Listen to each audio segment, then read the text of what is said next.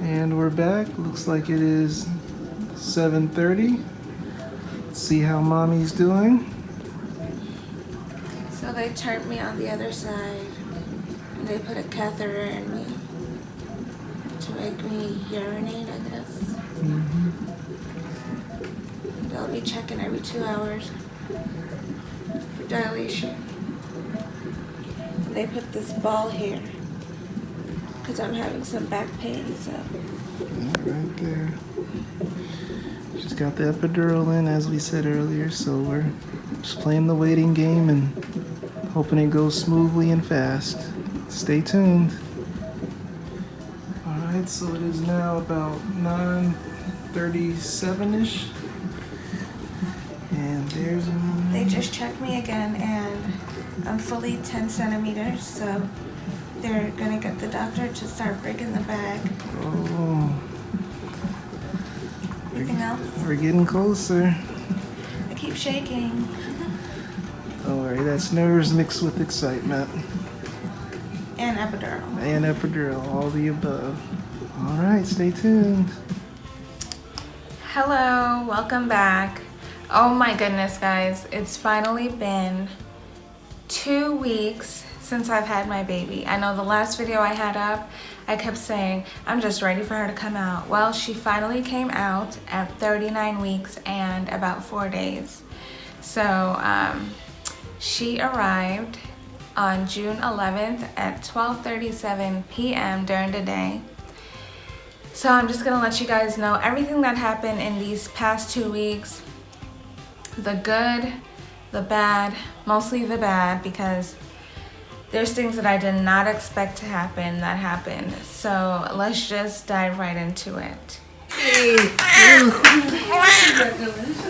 Oh, she is chunky, my goodness. Oh, little Zoe. Ah, she got a big little motor already. Oh, so good. Bless her heart. Look at those cheeks. She's out? She's out. She's out. She's in your hands. I don't know. Oh, it's okay. Hi, Zoe. Hi, sweetie. It's your dada. I get two hours.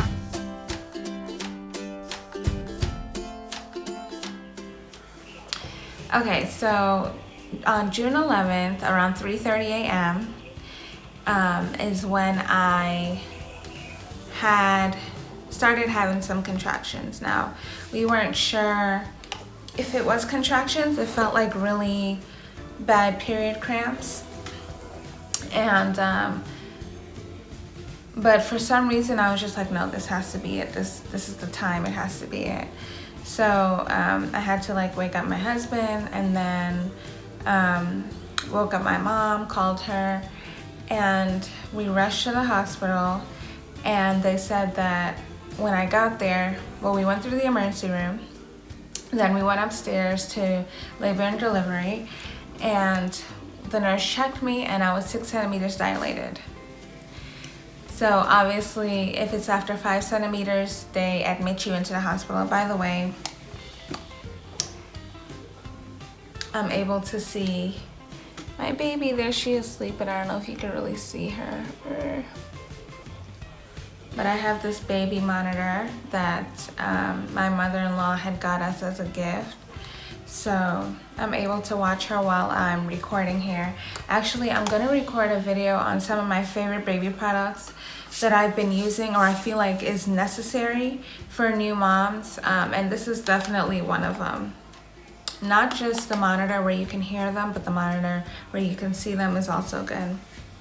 But anyways, I always go off on tangents, I'm sorry. So 6 centimeters dilated, and then so we called up my husband's parents. They're in Maryland. They hopped on a flight and they were on their way over, and let's see, around 11-ish or 11:30 or so, the doctor came, and then the nurses came. They explained everything that's gonna happen. I did do an epidural, The epidural, I didn't know what to expect. I just know that the anesthesiologist came in. They told me to sit up. While I was having contractions, they told me to sit up straight, and I had to like, you know, try to breathe because the contractions were like, again, very heavy menstrual cramps. So I had to sit up straight. They inserted something on the lower part of my back, and it took about, I would say between 20 and 30 minutes for him to put it in. They said they're inserting it into like a part of my spinal column. So anyways, for the epidural, it just felt like the whole process, my legs were starting to become numb, and then eventually I couldn't feel it. And that was kind of scary, like seeing your legs move but not feeling it. I'm the type of person, like, I like having control. I'm like a type A personality, so like not feeling like I had control of my legs was very, very scary. Obviously, I know that the epidural is not something that's gonna harm me, and it's okay, otherwise they wouldn't give it to me, but it was very scary, and I kind of hyperventilated a little bit. But anyway, so the doctor came back in around,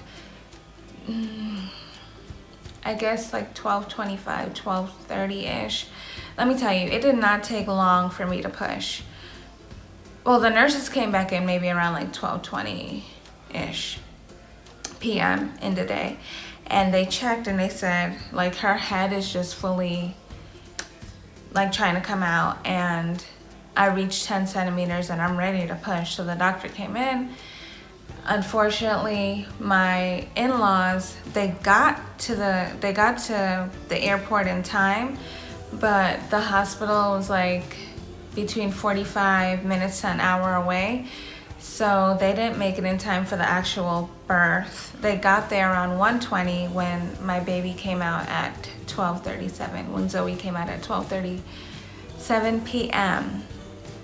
So they just missed her by taking an Uber, and there wasn't traffic, it's just the time. So yeah, it was very, I pushed about, I want to say 6 to 9 times. At first, I'm like, am I pushing? Because, you know, I can't feel anything.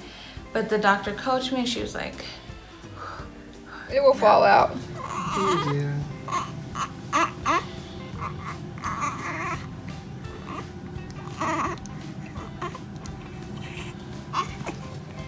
Just moving. Just a little.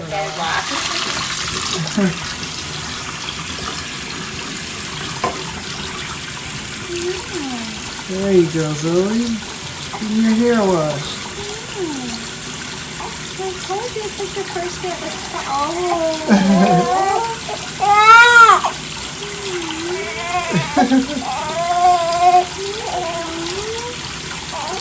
Yeah, she likes it. It feels good.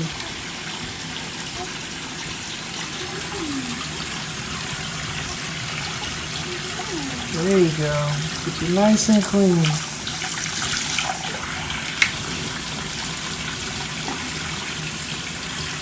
And there's the comb.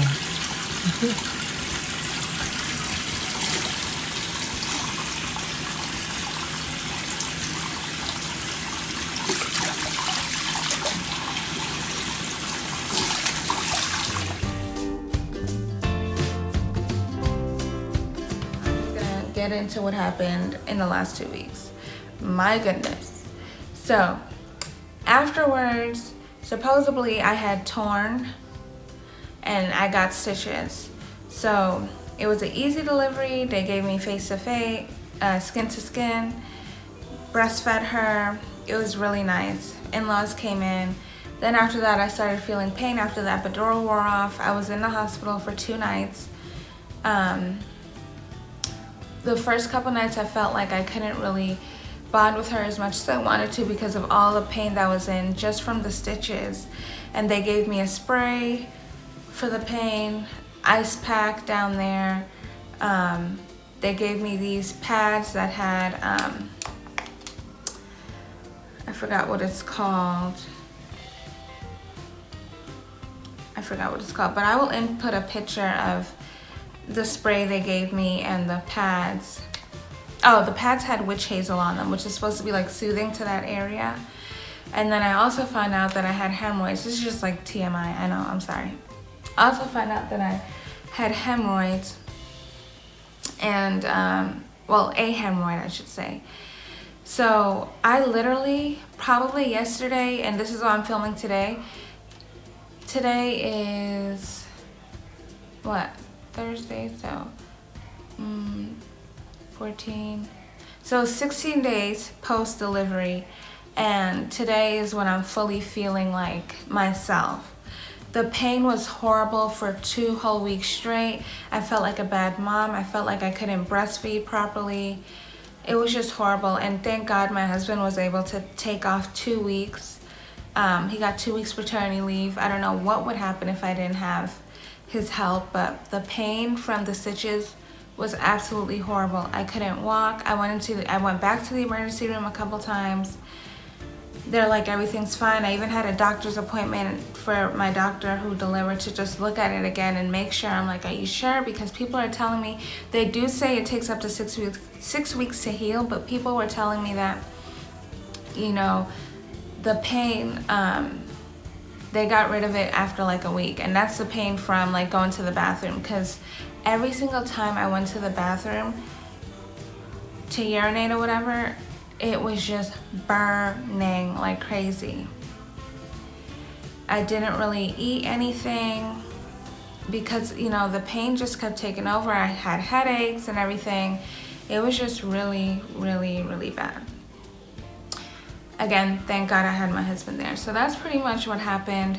My daughter had her, in terms of my daughter, what happened, she had, her jaundice level was in a higher percentile, so we had to have her first doctor's visit as soon as we got out of the hospital. They said that it will go away once she's pooping and peeing. Her body needs to get that bilirubin out of her system. So the issue that I had was my niece actually passed away from a liver disease because they did not catch the jaundice in time. So I was like so scared about it because my daughter wasn't pooping and peeing, and she barely was eating with the boob. So they recommended that I give her some formula. So I started giving her some formula. She started pooping and peeing more. And so now I'm breastfeeding and formula, giving her formula. And also, another thing, I heard about the boob pain. Didn't have too much of the boob pain, did have some leakage. Breast pumping into a breast pump, because I wanted to do that as well to help stimulate more milk, because I felt like she wasn't getting enough again. And that too, like I would pump, one boob wouldn't pump like barely anything, and my other boob would pump maybe like an ounce. Or sometimes they both will make just like an ounce. So, and she was getting frustrated, but now that I'm giving her the formula and everything, she's sleeping more throughout the night. Like, she is the perfect baby. She only wakes up and fuss when she wants to eat, then I change her diaper, and then she just goes right back to sleep, which is what just happened. She woke up around 6 o'clock this morning and fed her, changed her diaper, burped her, and then within like 30 minutes to an hour, she went right back to sleep, and she's been asleep for about an hour now, so amazing.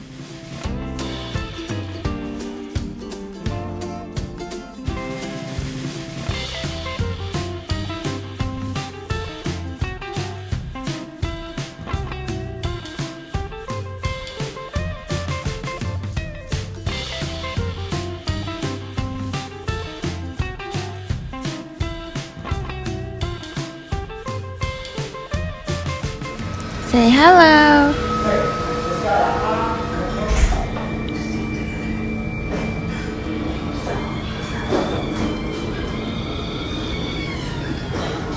What?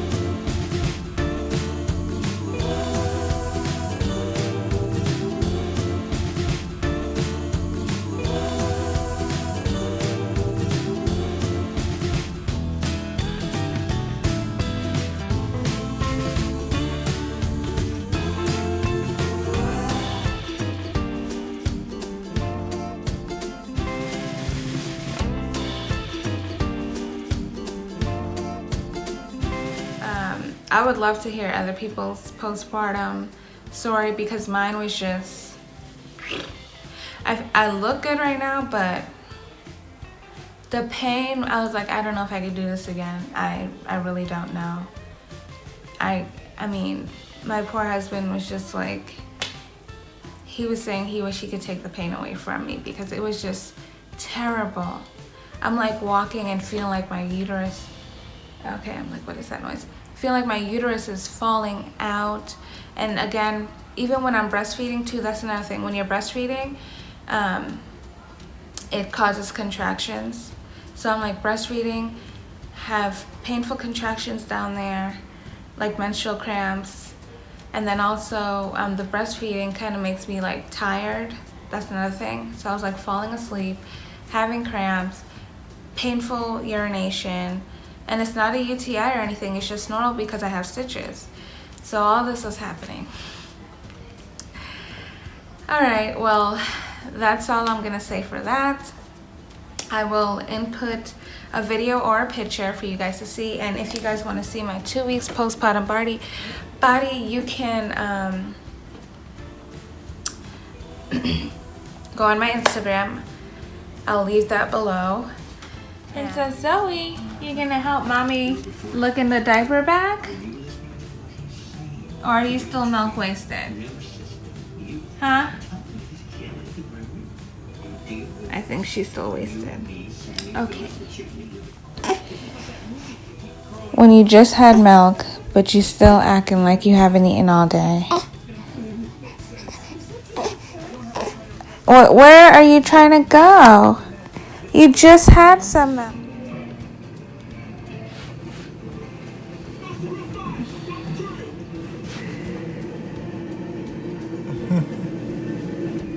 Feels good.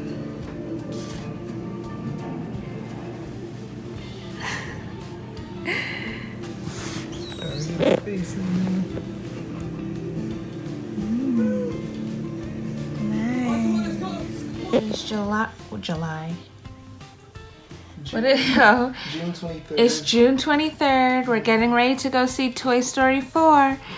And little Miss Princess Zoe's belly button thingy came out. Oh. Yay.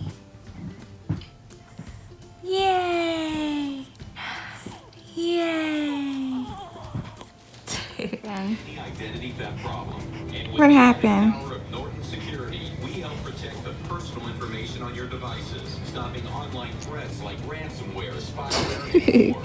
I've been a LifeLock member for about a year, and I pick up my phone one day, I have an email from LifeLock saying someone has opened an account in my name. Please give this video a thumbs up because of the YouTube algorithm. The more thumbs up, the better